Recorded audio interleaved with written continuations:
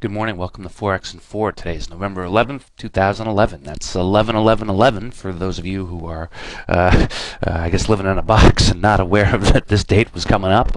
Who knows? All kinds of wacky things tend to happen on days like this. But I got to tell you, it's hard to envision things getting more wackier than they've been as of late. What we're looking at here is we're starting off the morning, taking a look at the euro. Got a 15-minute chart up, and you can see we're just starting to drift higher. All right, been a little bit range bound.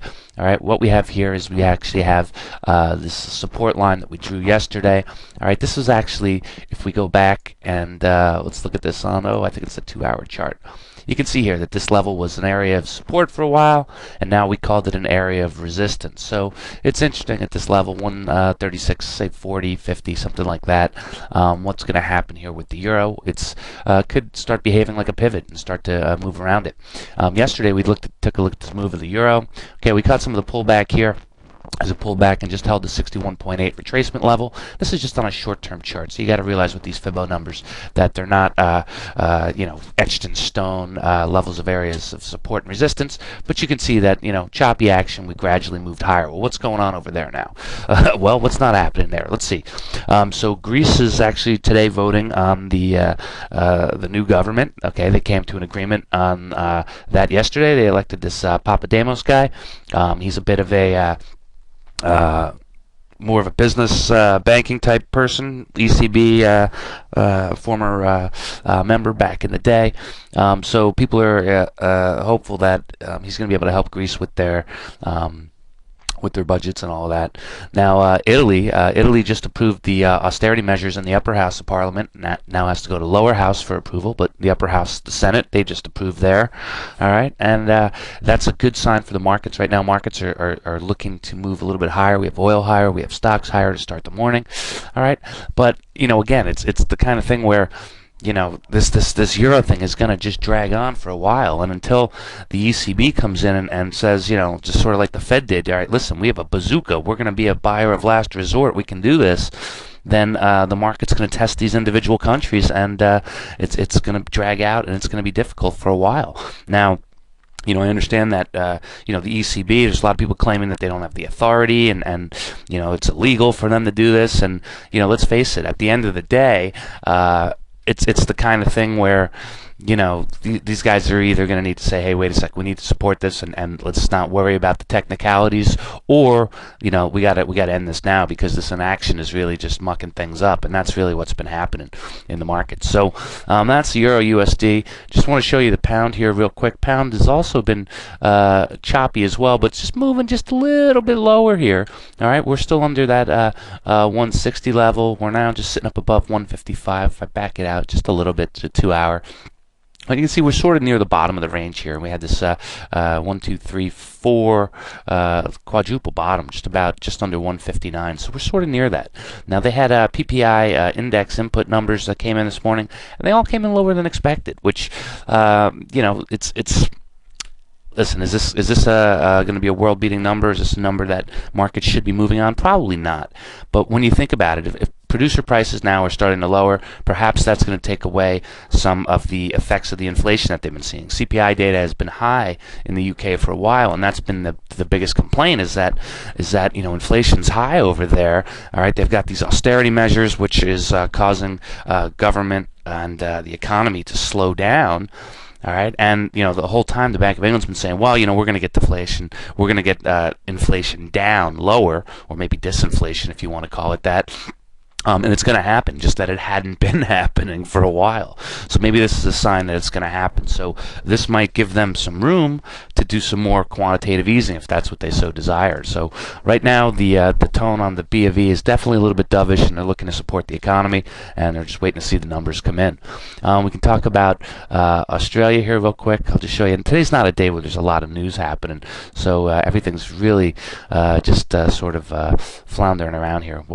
Call this basically an inside day, and by that I mean it's a day where you're going to see the candles sort of trade inside the previous day's candle. So, I'm not certain that this is happening, that it's going to be an inside day. We may get a breakout one way or the other. But, you can see that the trend is starting to develop down. These are some big moves. All right, we haven't gotten a big reversal pop here. All right, but you can see parity in the Aussie. That's a pretty good area of support right there. Now, overnight in China, all right, they've increased the amount of loans that they're giving out. So they're trying to support their economy over there. And currently, speaking of China, Geithner's out saying that they need to move to a floating exchange rate. Obviously, we've talked about that on multiple occasions, and also they need to increase domestic demand. Well, unfortunately for Geithner, I don't think China really cares what he thinks. So, but he is right in the grand scheme of things if we're talking about global economic cooperation. Dollar yen. Let's take a look at dollar yen. I want to let's make this a little bit smaller here. A little 2 hour. You can see here was the intervention from last week. Okay, we'd been holding up above 78. Now we're starting to creep lower. All right, this started, the other day, 2 days ago on Wednesday on that big sell-off. And there have been some rumors floating about that the Bank of Japan has been doing some stealth intervention, meaning, okay, they announced, the Ministry of Finance announced the intervention here, and all of a sudden we're sitting, and we just sat right up above here, 78, just kind of very even number. All right, looks a lot like what the SMB did. All right, and people are saying, wait a sec, I think Bank of Japan was doing some stealth intervention, namely selling yen versus dollar. So hard to say what's happening. Later this morning, not a ton of news happening. We've got a Michigan consumer confidence figure due out later this morning. It's supposed to be up from last month. Be questionable whether it is or not, but I don't think it's going to be a huge number in the grand scheme of things. I mean, really, what's going on is that we have a Friday after a major sell-off during the week. We have all of this risk out there due to the Eurozone, what's happening.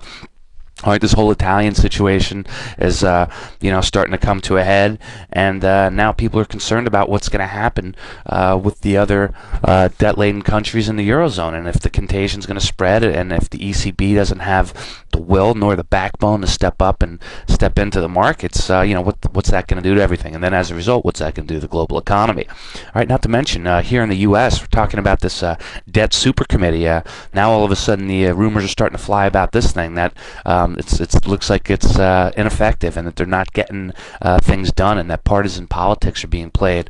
And we're really just unfortunately maybe waiting in a holding pattern here until the election of 2012, when we see who can scream the loudest and let everybody know that it's not their fault, it's the other guy's fault.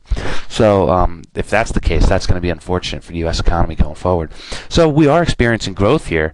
It's just not great. And the problem is that we also have to be concerned about the type of growth that we have. I mean, nobody thinks about this, but when you talk about GDP figures, everyone says, "Oh, well, we got to get GDP up, 2.5%, 3%." Well, if the numbers look bad, and 3 out of the 4 components, guess how you can get GDP up? Well, you can just do it with government spending. All right, you take on some debt, you do some spending, like for example, infrastructure projects. All right, and that's going to increase growth and output. But at the end of the day, we're at the end of the rope here. We don't have a ton of money. In fact, we have no money. We're at massive deficits that right now we need to get growth from the other sectors and the other components of GDP, namely net exports. All right, namely business investment and consumer consumption. And how do we do that? Well, we got to get confidence back. We have to put policies in place that will encourage businesses to hire. Once people are hired, they can spend. All right, once they're spending, there's demand. Once there's demand, they can invest in the business.